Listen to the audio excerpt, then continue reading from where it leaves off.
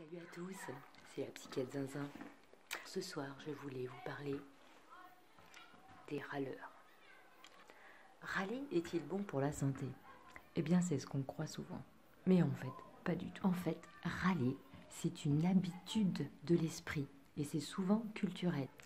Râler, c'est tirer tout le monde vers le bas en focalisant l'attention de tout le monde sur ce qui ne va pas. Et à force de relever les petites imperfections, les petites défaillances et tous les petits trucs qui ne vont pas chez les autres et dans la vie, eh bien, on leur donne une importance qu'ils n'ont pas et on contribue à l'insatisfaction générale de soi-même et des autres. Donc en fait, c'est pas génial finalement de râler. Mais le problème, c'est pas de râler une fois de temps en temps. Ça, c'est tout à fait normal.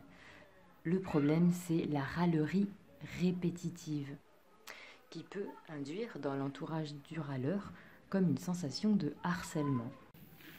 En fait, la râlerie, ça accapare l'énergie des autres et ça empoisonne l'atmosphère. Et ça crée vraiment une sorte de fossé avec eux, parce que la personne râleuse est quand même assez inaccessible, surtout si elle râle du fait qu'on lui reproche qu'elle râle. Râler, c'est se positionner en victime. Voilà, comme si on subissait la vie, les autres, le quotidien et ses détails imparfaits. Mais bien évidemment, les râleurs, eh bien, ils vont vous dire qu'ils ont besoin de râler. Effectivement, râler, ça sert à satisfaire un besoin. Alors, un besoin souvent d'être entendu, ou le besoin d'exprimer une frustration, ou tout simplement le besoin de passer son stress. Mais est-ce que râler fonctionne pour assouvir ses besoins? Eh bien non, c'est pas super efficace. Parce qu'en fait, pour être entendu, si vous êtes désagréable avec les autres en râlant, ben en fait, ça va juste leur donner envie de vous embêter encore plus.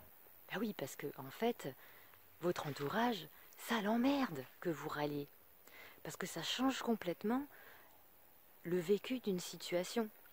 Alors souvent, quand on a l'habitude de râler, eh bien, c'est que la réalité ne répond pas à nos attentes. Mais c'est souvent qu'on a des croyances et des attentes qui sont pas du tout adaptées à la réalité.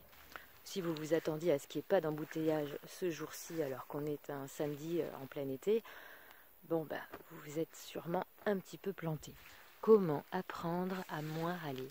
Eh bien, déjà, apprenez à tourner 7 fois votre langue dans votre bouche avant de parler.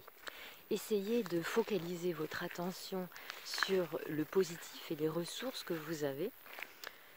Ne pensez pas que le fait de râler, ça ne concerne que vous et que ça n'a aucune conséquence sur votre entourage ou sur les événements. C'est faux. Globalement, c'est quand même de la négativité et bien ça a un impact négatif. Alors évidemment, vous ne pourrez pas chasser les idées négatives, mais vous pouvez juste vous retenir de les exprimer, ma foi. Parfois, ça fait du bien aussi de se retenir de dire des conneries. Donc pour arrêter de râler, bah, c'est super facile, hein.